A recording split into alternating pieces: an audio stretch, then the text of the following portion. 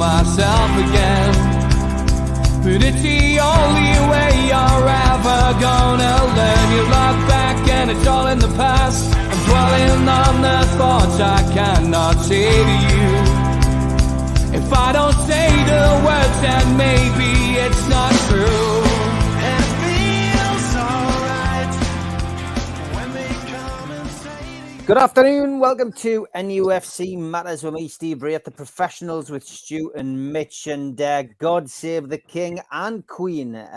Those of you who are royalists and those of you who are not could not have failed to be at least impressed by our military, our RAF, our Navy, and all of the forces who took part in that ceremony today. Absolutely fantastic spectacle. I've got to be honest, I'm not proud of our country at the best of times, but when you see, our military putting on a performance like that, you've got to be, you've got to be impressed. And despite the rain, despite the bad weather in London, thousands of people have turned out and are heading up the mall now to wave to King Charles and his wife, Queen Camilla, and should be a wonderful way to finish that whole procedure. But on to Newcastle United, and the king that we've got is Eddie Howe, of course, and Newcastle United taking on Arsenal tomorrow.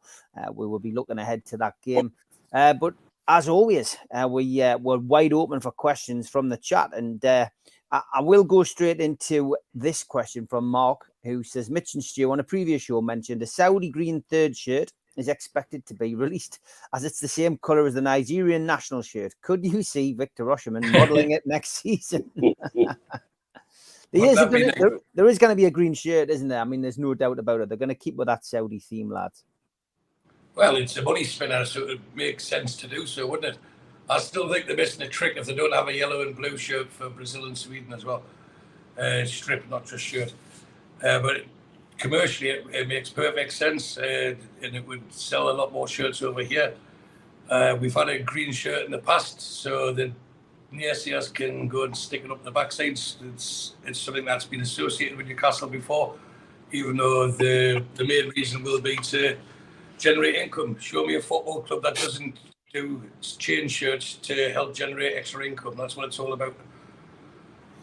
Osimhen, fancy him? I've got to be honest. I would love to see him at Newcastle United. I'd love him. I just think we're maybe a window or two ahead of ourselves to get someone like that.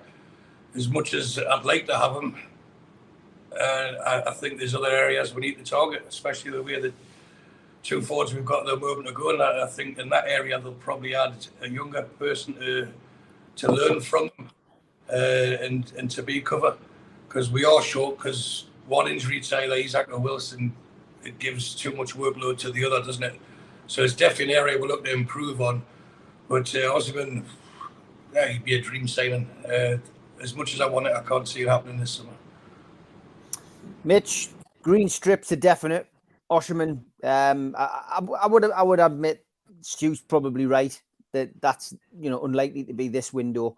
But we're not far away from.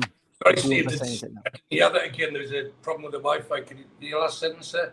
I was just saying to Mitch that No, the Stu's probably right, but what's that? Sorry. When you said Stu's probably right.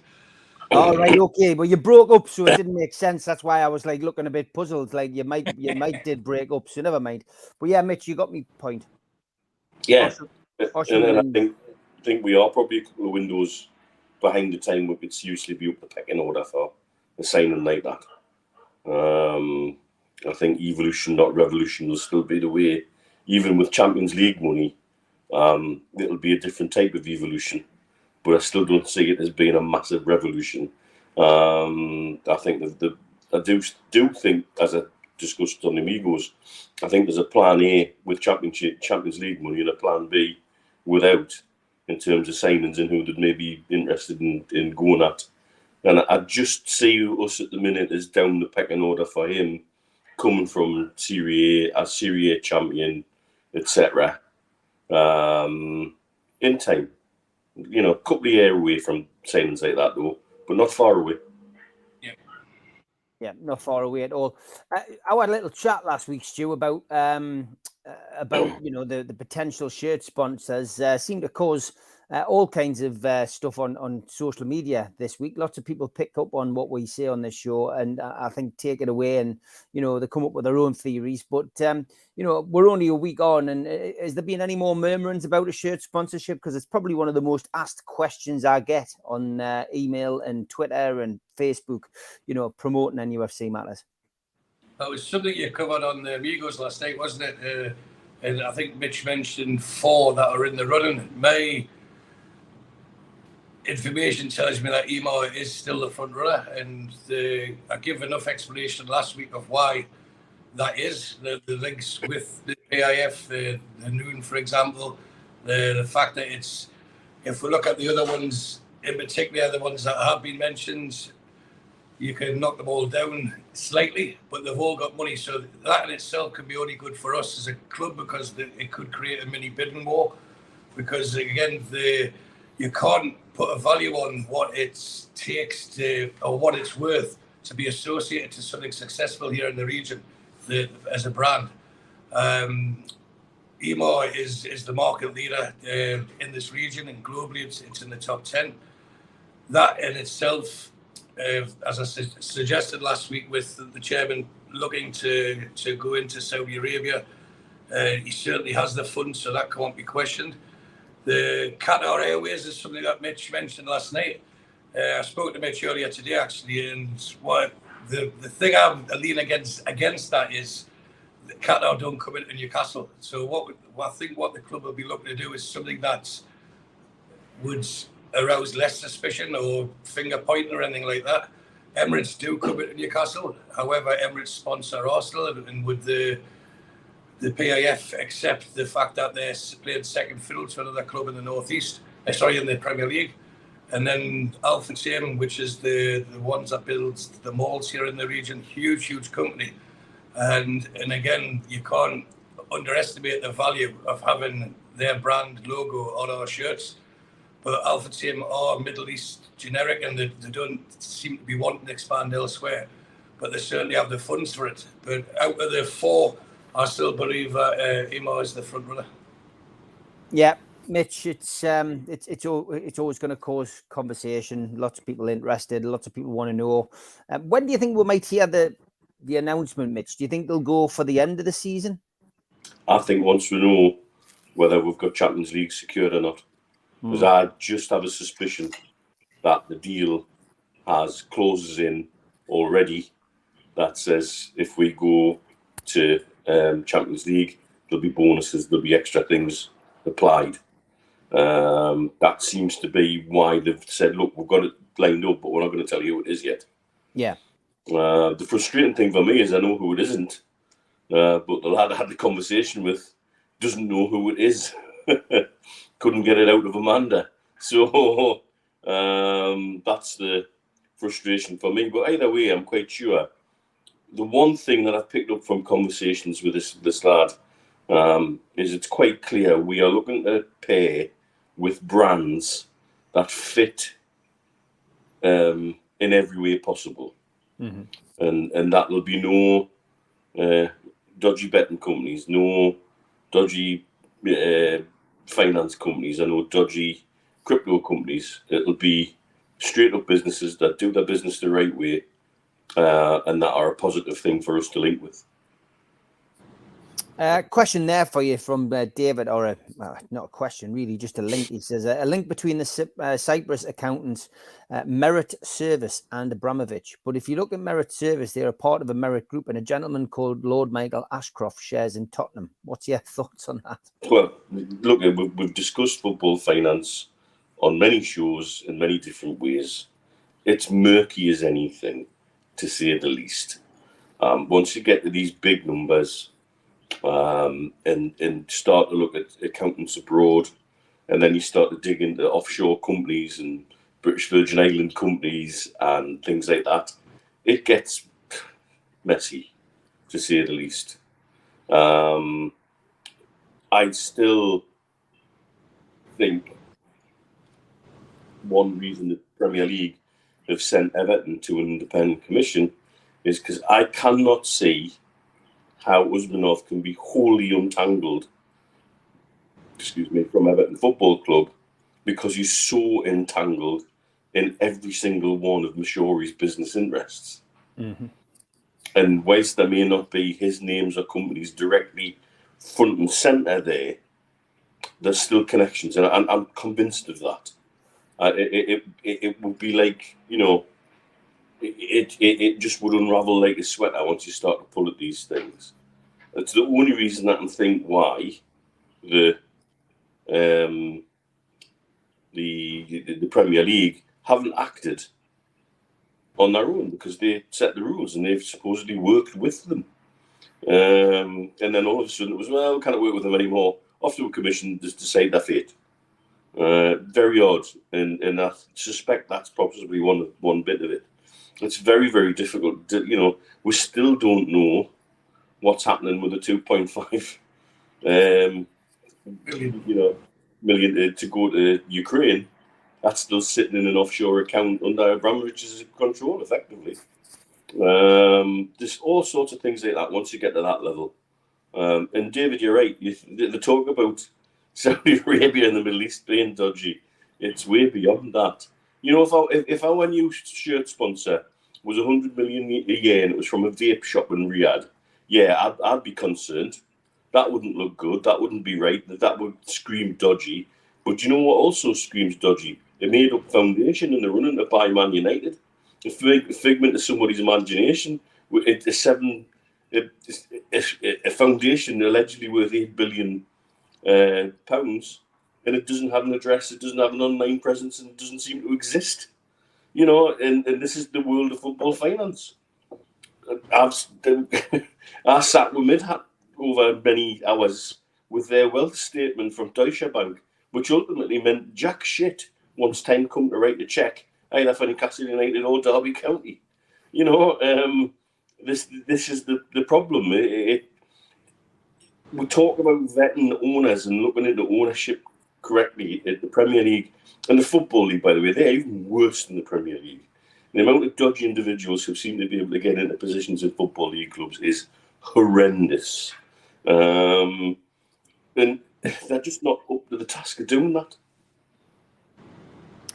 What's your views on this, Stu? I mean, there's lots of comments coming in from David. He says Ashcroft's got dual nationality, GB and Belize, where they are notorious money launderers.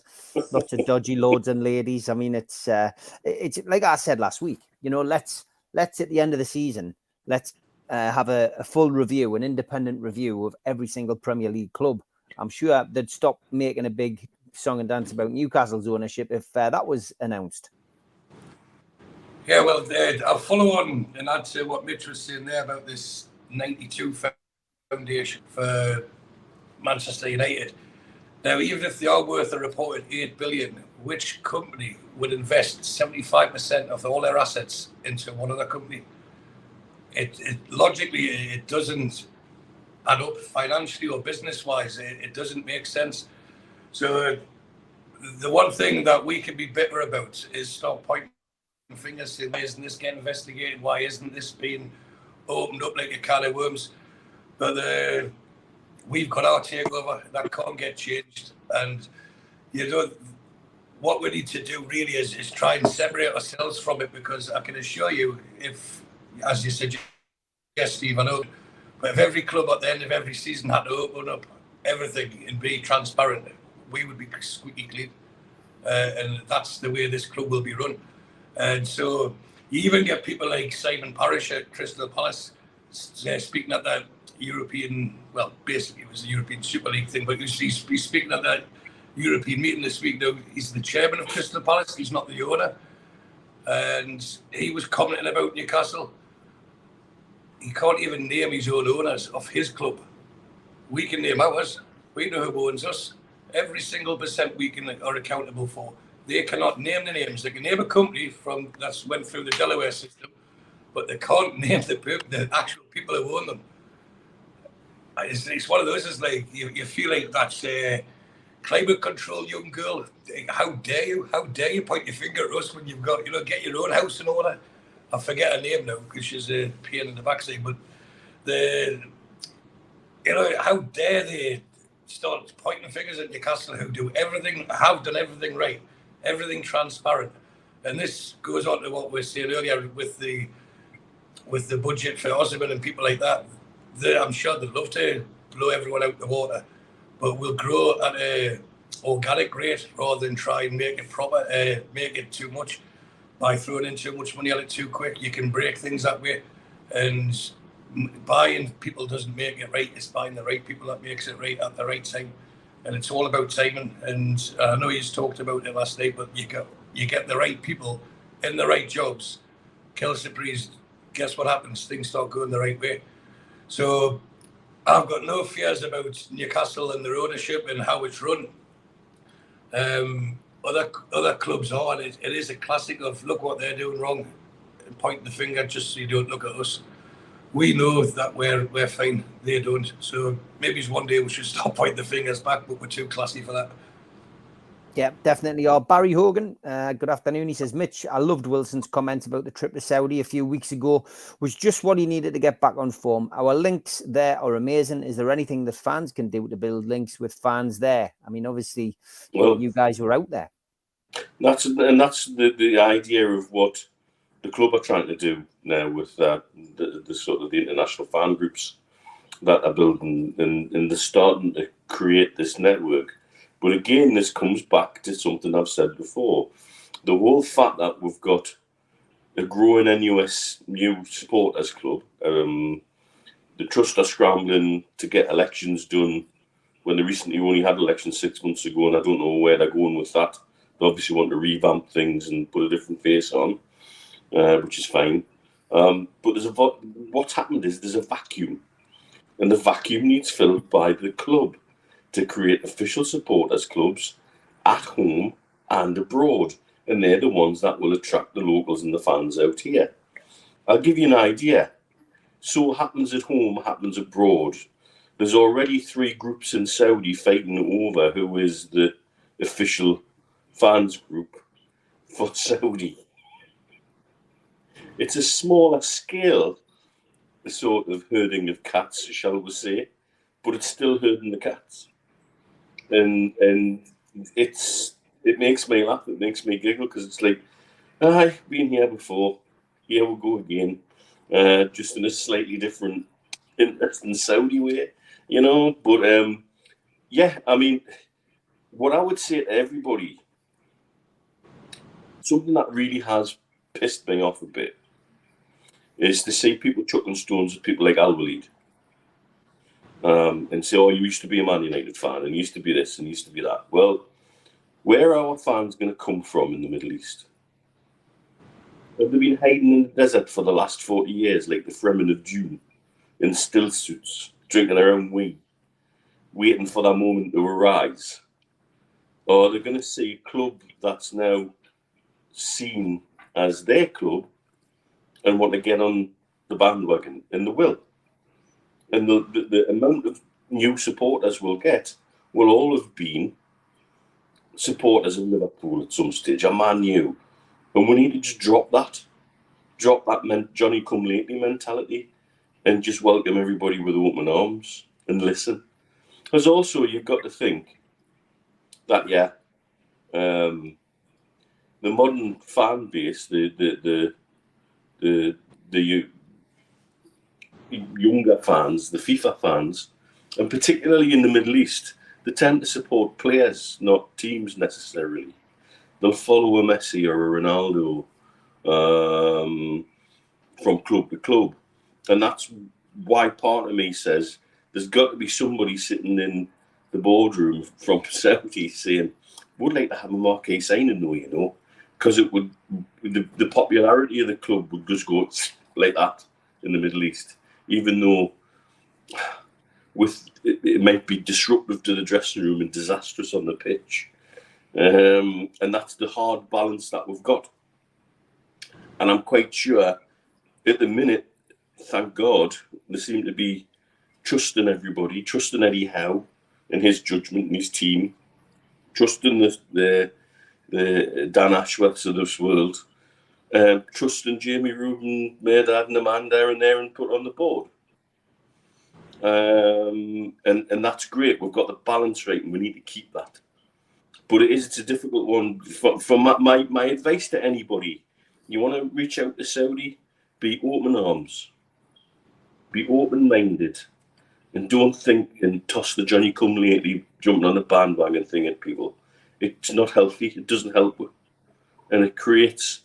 There's a fan base who've had so many divisions over the Ashley years in particular, and had wedges driven into those divisions. We've all been there, done it, and got the T-shirt. It's nice to have a feeling of unity, and let's keep that.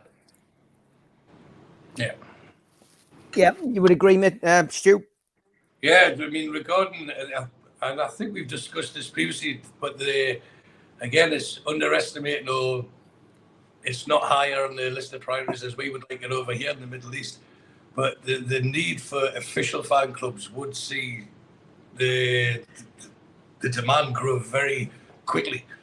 I mean, I know that as you know, I deal with Saudi clients face to face every day, and now when they ask where you're from, as soon as you mention Newcastle, oh, our club, where 2 years ago, 3 years ago, it would have been, oh, where's that? You know, and, okay, is that near London? Now they're aware of it, but they're seeing it with pride. Our club. You know, so they understand that it's successful because, again, it's the willingness or the desire to be associated with success.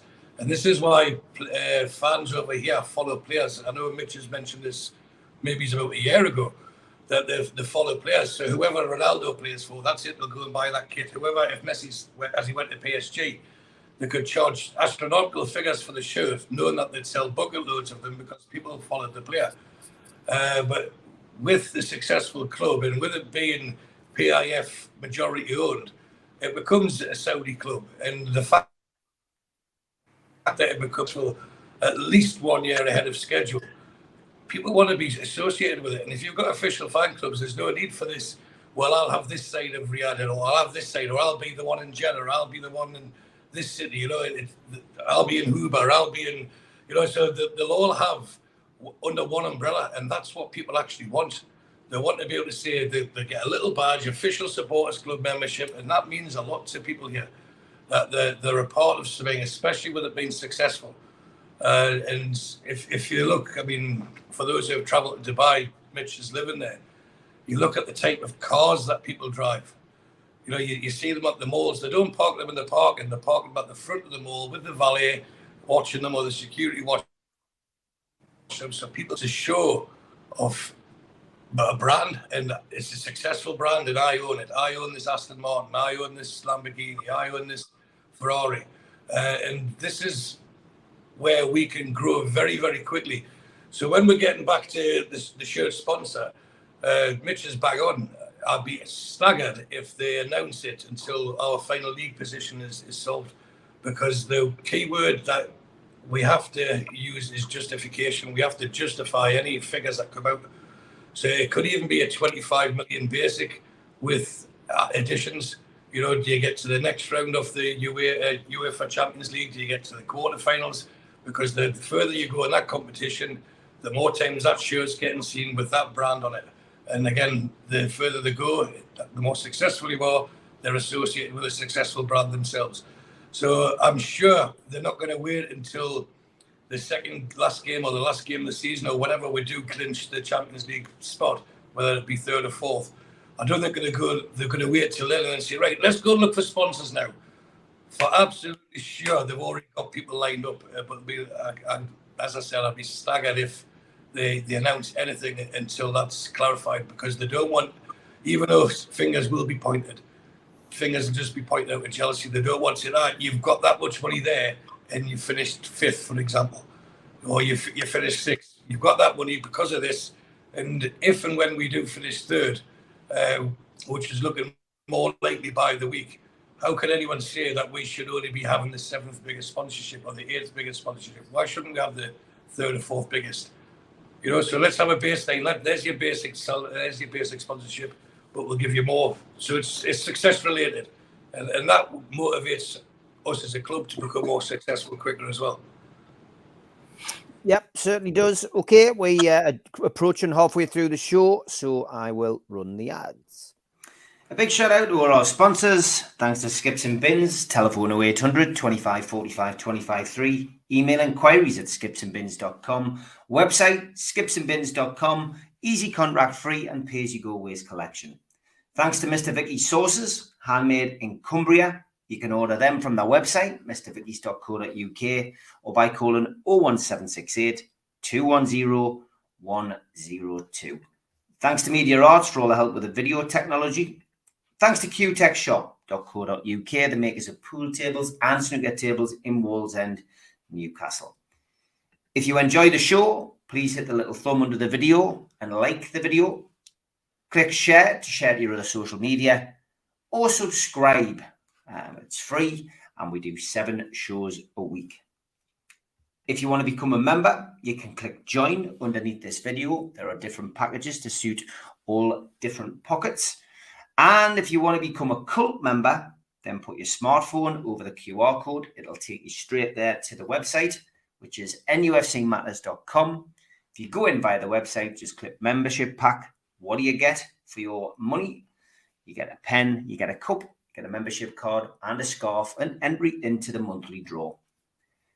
Don't forget, we are available as a podcast on iTunes, Spotify, and other podcast providers. And we also support the food bank on this show. NUFCfansfoodbank.co.uk is where you'll find the matchday bucket. You can make a virtual donation today.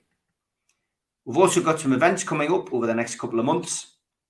An evening with Peter Beardsley at the Tyneside Irish Centre. Tickets available from newcastlelegends.com, or go to Voucher and get a 40% discount. Our end of season do is the 27th of May at the Tyneside Irish Centre. Tickets are a tenner from nufcmatters.com. An evening with Gavin Peacock takes place on July the 10th at the Tyneside Irish Centre. Tickets from nufcmatters.com for that event. And the following night, Gavin will be at the Time Mouse Surf Cafe. Go to their website for ticket information. We've got a vast range of t-shirts, merchandise and memorabilia available at our website. The Isaac t-shirt is doing well. Go to nufcmatters.com to buy one today. Ins and outs is what we're talking about next. BT says, would you agree that Karius, Darlow, Lascelles, Dummett, Kraft, Matt Longstaff, Ritchie will be surplus to requirements and not good enough level to play regularly for the club? Well, we did discuss a little bit about transfers, ins and outs last night, Stu, but you weren't part of that. So I will ask you this question. You know, I mean, Kraft and Dummett both got mentioned yesterday by Howe in his press conference in a positive manner. So, you know, I can't see those two leaving. I think Eddie Howe will mention every player positive in any press conference. He's not one for hanging anyone out to dry. So every player he's asked about, he'll tell them that they're totally professional, they're a credit to the club, they're a great part of the squad, because the players will be watching their press conference as well. And it's not kidology, it's psychology. It's very easy to think, oh, great, the gaffer thinks more of us, and that raises the bar a little bit. But people like Kraft, I thought, when he was playing in his correct position, I thought he was excellent. So, and put another year into Kieran Trippier, he's not, and with European football, he's not going to be playing every game. So you need an understudy who's happy to be an understudy, but also more than capable of playing first team football for us. And I think Kraft fits that bill perfectly well. The Darlows I can see going. Who else was mentioned there? Dummett, they might keep him for the quota that's required. You know, I think he'll understand that uprooting his family now and going to somewhere else for a year or two, it's probably not beneficial to him. Lascelles I would keep. I think, and I've said many times, I think he's been foot perfect for us in the last season under Eddie Howe. Every opportunity he had, he was man in the match against Manchester City, wasn't he? You know, so I think more of it will depend on him. The club's got a feel-good factor at the moment, so I don't think any boat's going to get rocked by suggesting people may leave unless they've made it clear themselves that they'd like to leave. People like Matt Ritchie, again, he's said that his ideal would be to move south, but it's a big drop in salary for him to do so. You need a club that's going to take you, not guaranteeing, but offer him first team football. But Matt Ritchie for me would be an ideal coach for one of the younger teams. But whether he believes he can still play top flight football or top end of championship football on a regular basis, with him, I think he would be given grace to say, if that's what you want, Matt, we won't stand in your way, but we'd like you to stay. But you have to understand your minutes would be limited. So there will be people who are leaving. There will be obvious ones like Ryan Fraser will be gone. There'll be at least one goalkeeper going. And if we're bringing in 3 or 4 or 5 people, you need to lose 3 or 4 or 5 from the squad. But anyone who does come in will improve the squad, and anyone who does leave, quite obviously, will be not detrimental to the standard of football that we're going to play, or the standard of play that we have. So Barry just wants to know whether you think Tierney will arrive on Tyneside as well, Stu. That's been my say for at least 12 months. I'd love Kieran Tierney. I think he fits what we have perfectly, the way we play. And he gets up and down. His crossing abilities is fantastic for a left back. He's defensively sound. And for Scotland, he plays at the left side of a back 3. So if Trippier's bombing down the right and they play 3 at the back, he can shuffle over. He ticks all the boxes. But to make a transfer of Kieran Tierney, you need a willing seller, a willing buyer, and a willing player. And for sure, Arsenal will be wanting to maximise the amount of money to the point where it might be, we're not going to pay that. You're not going to have our eyes out. But I think it's a transfer that can get done. And as even Liam Kennedy confirmed, the player would be keen on it. And it's a player that Newcastle United want, and he would be a great addition, not just to the squad, but as a starter in our first 11. I think he would improve. It's not immeasurably because we haven't got that much improvement left in us as we sit third in the league. But he would be an addition that would help us sustain that position and possibly advance on it. So Kieran Tierney for me, is a no-brainer. Whether they're done without any bitterness, I don't know, but I'm sure they've got a list of left backs that they want, and I would say his name would be at the very top of it. Okay, Roger takes us in a different direction. Mitch, he says, with Sky announcing a new deal, is that further positive adage for us in our financial fair play? Depends how much money comes to the clubs at the end of the day. We seem to be on every other bloody week at the minute, and that does increase the income significantly.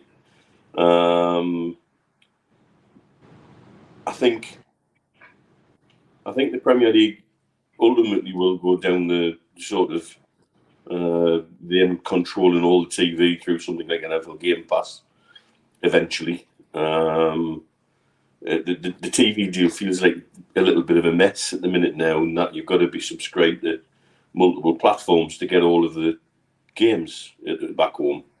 Whereas out here in the Middle East, we've got one platform you can subscribe to that you get every single game on.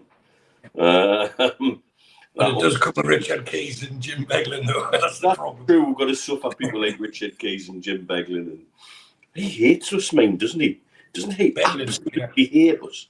It's unreal. Did he break his leg at St James's Park playing for Leeds? I'm sure he's been whispering in his wife's ear or something. He really can't even get vaguely excited about it. Anyway, any TV deals always, at the minute, is always going to put money into the club's advantage, and the better we do in the league, the more we're on the telly, and the better it is from an FFP. It's as simple as that. Yeah, I think the figures were something like 126.5 million from last year, Stu. Yes, and that was the relegation battle. So I mean, we've been on. Is it something like 23 times in 26 games in the this season? Incredible, really. Well, wasn't our last home lunchtime home 3 o'clock kickoff before Christmas? I think that's what they were saying. It was something like the last 26 games. I think it's been 23 times we've been on TV. I mean, that's fantastic, isn't it? It's and that really is gonna help massively with the financial fair play moving forward. And if the money's gonna get bigger, it's more money in. And I guess as well, it's finding the consistency, Stu, in the Premier League, isn't it? It's the more consistent you are, the higher you're rewarded. So if you constantly finish in that top 4, top 5, then you're going to make more money. Yeah, well, you'll see the impact on those who don't finish in the top 4 this season. The ones that have been used to it, the Liverpools and Tottenhams, you'll see their transfer window being a lot different to it has been in the past. They're going to have to be a lot more cautious. And remember, we started on an even keel, although we didn't have debt. Thank you to Mike Ashley for that. We had no debt. We didn't have the sponsorship, so we can grow quite quickly. And to allow, for example, let's look at this shirt sponsor. Let's say it comes in at 30 million. And if we buy, I'll use Madison as an example, for 50 million, and they spread that over a 5-year contract, that's 6 million a year. So in essence, for 30 million, you can buy 5 Madison type signings, and then you can use the TV money. So we're in a better position than what's there. I think anyhow we'll say, yes, we are under financial fair play rules, and the next season will be the biggest test of all, because yes, we will get Champions League this season, but we'll then be paying Champions League contracts to players to entice them. We'll upgrade people like Bruno, and if we don't make it next season, then that revenue stream's not coming in.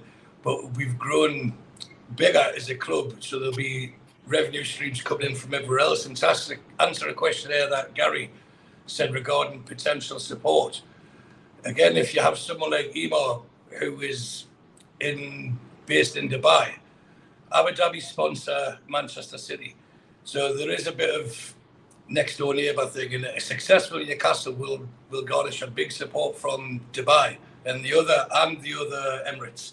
There's 7 Emirates altogether, so that would get more and more people supporting Newcastle. Saudi Arabia, for sure, you'll get lots, even here in Bahrain, because it's very much Saudi influenced here. As I'm sure I've mentioned on an earlier show, the last figures were 88% of the visitors to Bahrain come from Saudi Arabia. So to appease the Saudis is a big thing for Bahrain as a nation.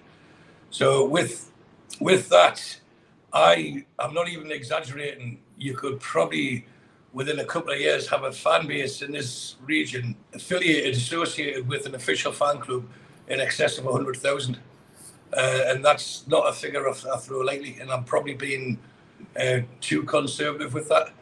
If you think you get even 5,000 from Bahrain, double that figure from Dubai, say 5,000 again from Kuwait, 70,000 from a population of 35 million in easily.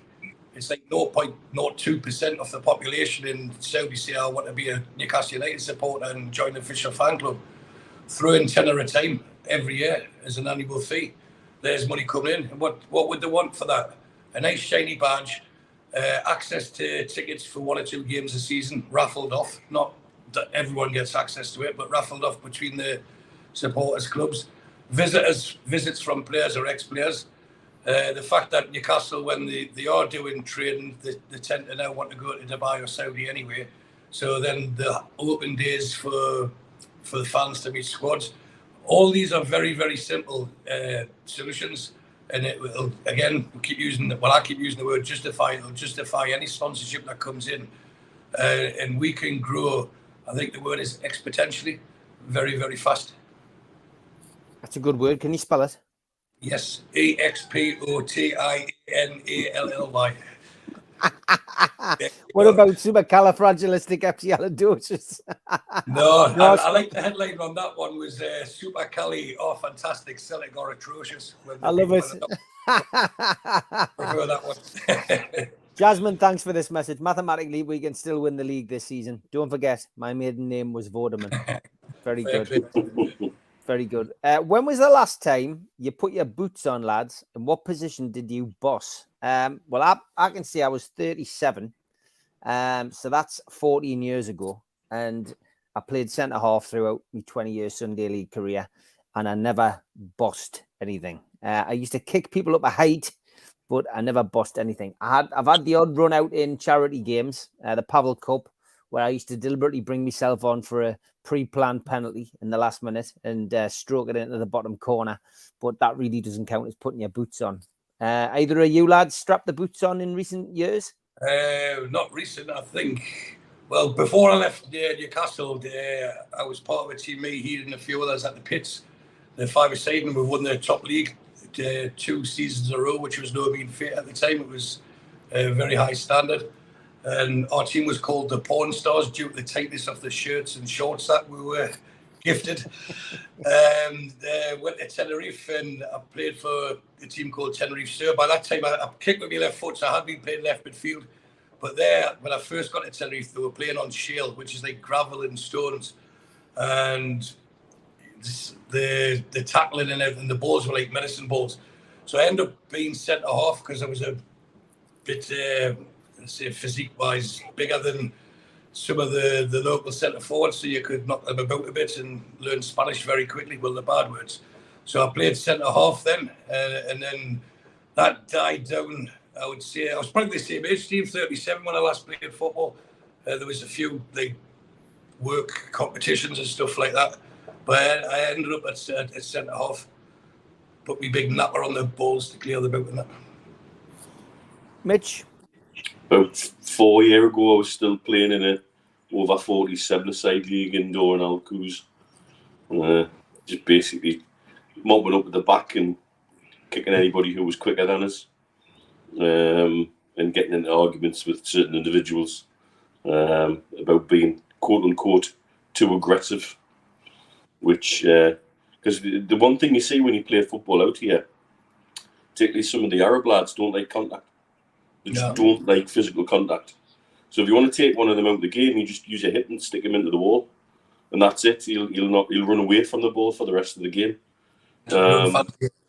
Or they'll come up and wave their finger in your face and tell you that they're going to call the police. I've actually seen the police called to a football game out here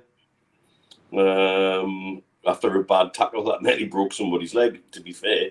But it was hard but fair, but the police were called. Unbelievable. Paul Watson, good afternoon. I was part of running a PSG training in Qatar. They sold over 30,000. They sold over 30. It's probably 30,000. Maybe he's got the Mr. He's either Mr. Zero or put the comma in the wrong place. To watch them train, do that in KSA, and you will get that quickly. The tickets were £10 each. Right, okay. Yeah. So there we go. So yeah, I mean, it's an idea. I guess I presume you must be talking about Mitch and Stu there, though, because that was what we're talking about. To see them train. Wow, at the bar. At the bar. Yeah, quality. I was in the gym at the local university. Sponsored by the paint. Yes. Steel toe caps, and on one of these indoor football giant tennis ball recently. Great fun. Thanks for that, Craig. 30,000, Paul. We thought it was. Okay, mate. All right, Newcastle United take on Arsenal. It's 4:30 live on Sky Sports. It is a sellout as usual. War Flags are asking for Newcastle United fans to bring their scarves and their voices to the game as usual and make it a spectacle to behold. Before the kickoff, both sides are going to line up around the centre circle while the national anthem is played in commemoration of today's coronation. There's also, as well as the food bank outside Shearer's Bar, going to be a bucket collection. I mentioned this the other day. It's for the Northumberland Scouts World Scout Jamboree Korea 2023, and they are sending 36 young people from the area to the 50,000 strong global gathering. So if you can, drop them a few quid. Make sure you take up a bit of change for them and a bit of change for the food bank. Pre-match entertainment is going to be at the Dog and Parrot as usual, 2 p.m. with Supermac, and he gets back there around about 6:30, 6:45. That's on Clayton Street. Kids are welcome. Food and beer aplenty. And at the Pumphrey's Bar in the Big Market at 2 o'clock, pre-match only, you can see John Gibson and John Anderson. So get yourself down there if you're in the Big Market vicinity. Team news. Well, we knew that Jamal Lascelles would be out due to a calf injury. We heard the news yesterday that Sean Longstaff hasn't broken his foot, but he hadn't trained this week. They were hoping that he would train yesterday and today, and there'll be an assessment made on him prior to the game. ASM was back in the country, back training on grass, and seemed to be fit. And he could return, although the consensus of opinion last night on the Amigos was that he probably wouldn't, but we'll wait and see. Arsenal, long-term injuries to El Neni and Tomiyasu both out. William Saliba was also doubtful. Although when people use the word doubtful, you half expect them to play. And defender Gabriel limped off against Chelsea. There was no news at the press conference that I saw anyway that whether he was going to play or not. Referee Chris Kavanagh, this is his first game in charge of a Newcastle game since the 2-1 victory at Brentford. The last time he refereed at St James's Park was during lockdown against Aston Villa. And on VAR, it is Andy Madley. No major issues with the trains or buses, so you should have an easy time getting to St James's Park. And as we often do on the professionals, when we do it on a Saturday, we'll have a listen to Toon Stato.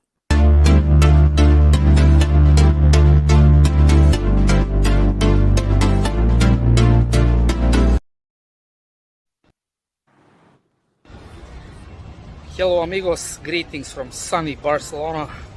Newcastle take on Arsenal in the pursuit of Champions League football in one of the biggest games of this legendary season. We drew 0-0 in the first game against Arsenal, and we haven't kept 2 clean sheets against them in a single season since 85-86. If we don't lose the game on Sunday, it's going to be our first season against them undefeated since 2010-2011 when we won 1-0 at the Emirates and we famously drew 4-4 at home. If we win, however, we'll register 11 home wins, which will be our best record at home since the 2011-2012 seasons. Arsenal have a good tradition against us on their own. They have kept 29 clean sheets against us, which is the most out of any opposition. Also, before the last 2 games where they didn't score, in the previous 18 they had scored 40 goals against us. However, we won the game at home 2-0 last season, as you well remember, and it's going to be the first time that we will win consecutively against them if we manage to do so on Sunday since 94-95 and 95-96. Actually, we won our home games against them in the 3 first Premier League seasons back in the 90s. Dan Burn, if he plays, and most probably he'll play, will register his 50th Premier League game for Newcastle. And we all know that we have the 3 goal scorers with double-digit numbers for the season. Callum Wilson at 15, Miguel Almiron at 11, and Alexander Isak at 10, all looking to improve on their numbers. However, let's win the game on Sunday and stamp our place in the Champions League next season. Huge game this, Stu. And, we did rather well last season, didn't we? So what are you expecting from this game from both teams? And well, it could be easy to say a repeat of last season's on the cards because we're a better team than we were then, but so are Arsenal. And I think the key to us will be that I believe both their centre-half or the main centre-halves, it's not Gabriel and I just forgot his other name now. Saliba, is it? They'll both be missing. And when you start making people like Rob Holding as your main centre-half plus one other, then that's an area we can target. We're doing everything right as a fan base and as a club with the war flags. I think it's amazing. I think it'll be fantastic tomorrow. The atmosphere will make them shrink and it'll make our players grow, just like it did last season. I don't think they'll like it. And again, we've got something really to play for. I think deep down in their heart of hearts, they know that they're not going to win the league now unless Leeds do the unthinkable and Allardyce proves he's better than Guardiola this afternoon, which I can't see happening. They really will have it against them. So they'll come up here knowing that they've got the Champions League, knowing that they've got second place tied up, and just those little percentages that are missing, they've got personal pride to play for, and that's it. We've got a lot more to go for with a very vocal crowd that'll be well-oiled, I'm sure. And I think if we start well, get the first goal, then we'll win comfortably. I'm a bit upset the 3-1 hasn't been mentioned from last week, by the way. I've waited long enough for it. So I have done 3-1 for tomorrow. I did that as soon as the game's finished, as soon as it comes available, you can bet it. And I got 20-1. I know Joe was saying it was 18s last night, but I got 20-1 for that. But I've also had another bet on 3-2 because I think that's what the score will be. I can see us going for it. They're very quick on the break, Arsenal, and they do have pace down their left, which could worry Trippier and Shaw. And They think Saka versus Burnley could tie him in knots. But if Burn gets him a clattering early doors, he might just limp off and shy away. But I can that. Now I've said all this, it'll probably end up 0-0. But I think we'll beat them 3-2 tomorrow. Does a lot depend on today's result? Manchester City Leeds, though, Stu. Manchester City have a comprehensive win against Leeds, and they go back to the top of the Premier League. Arsenal have a different type of pressure. You know what I mean? I guess today plays its part as well. Yeah, they're running out of games now anyway, so it's not as if there's 9 or 10 games to go. Manchester City can actually afford to lose a game and still win the league, but I can't see them losing to Leeds today. So that puts them back on top of the league with the game in hand as well, and that to me will just deflate Arsenal. I think they have to know. You have to put yourself in their position. If you're an Arsenal player, they've done brilliantly all season. They've exceeded expectations as we have. But as I've just said before there, I can't see them really pushing it that much to get the win where we will. And I think fitness-wise, we can keep going. So the first goal, we get that. There's only one winner. There's only one winner. So with us, I'm glad someone with me bet last week. Please don't. One more than you did. Remember, I think Burnley was the last time that we won 3-1. People say, "I'll buy you a pint." I says, "Don't do that." I'll end up owing you about 50 if you keep backing the 3-1. But I genuinely think we will win tomorrow. I'm going to watch it in my lucky bar here with an Arsenal fan, and even he was saying, he says he'll beat us tomorrow. I think there's an air of acceptance by Arsenal themselves, and even if you look at his press conference yesterday, Arteta, he did a great job for Newcastle by referring about how they're going to come and play football, and we'll try and play a different brand. This is why we've been on Sky just about every week, or BT or Amazon, whatever, just about every week for the last 6 months. People want to watch us play football, and that's it. Yes, we did a job on there, and he doesn't like it, and he's obviously not got over it. But things like that, if they want to play main games, it just shows Eddie praised him. He did that back to us. We've got inside his heads. And when you're not thinking rationally, you make mistakes. And I honestly believe we'll win tomorrow. What are you going for? 3-2? 3-2, yeah. Oh, God. It's the new Penman. 3-2. 3-1 has definitely been done, but yeah, I think the score will finish 3-2. Mitch, obviously you do the dice on a Friday, but when we do it on a Saturday, we give you the opportunity to give you your own view. So what's your thoughts now on this game? And I mean, Manchester City against Leeds, bizarrely kicking off at 3:00 live on TV. I still can't get my head around that. Different rules. It shows 3 p.m. embargo doesn't suit, and they can do what they want. It's bizarre. It's a joke. Well, What they're doing is they know they've got potentially a captive audience in a dead zone between the evening game and the end of the coronation. So why not get people watching? Yeah, there is another logical explanation, isn't it? The reason that they won't put the 3:00 Premier League games on is because people would stay at home and watch that rather than go support the lower leagues, and the lower leagues on today. So yeah, well, that's the official. We can't be sceptical, but we have to look at it and think, well, that's fair enough. And the coronation been on, a lot of people have watched it. Some people have been twiddling their thumbs. They'll get a big audience today. Yep. Okay. Go on then. Give us your view, Mitch, on this game. I say an opportunity. I say us doing to Arsenal what Blackburn did to us just after Man United had passed us. I think we could take the wind out of their sails. Yeah. It doesn't look like they're going to have their first choice centre back pairing. Everything seems to come through Odegaard and Saka. I think for me, Odegaard in particular, he's had a superb season and he gets all the plaudits he deserves. But I still think you can get at him. I still think if you can get under his skin, he's one of those players who then disappears out of the game because he's too busy doing this. And I think if we can play the way that we normally play, put them under pressure. I think it was Craig in the chat there was saying before he wasn't impressed with Arsenal the other night. Now I wasn't either, and I'm listening to Carragher waxing lyrical about how they got off to a fantastic start, and I'm thinking, it's not like that against us. You'd be going down in 10 minutes, kids. Yeah. They come across basically a Chelsea team who've got the white flag out. They've given up. They've packed up under, to give him his full name, Frank Effin Lampard. Like I said last night, I got 20 minutes of that off Rob, who got himself so wound up, you then hit himself in the head with a snooker rest, but that's another matter.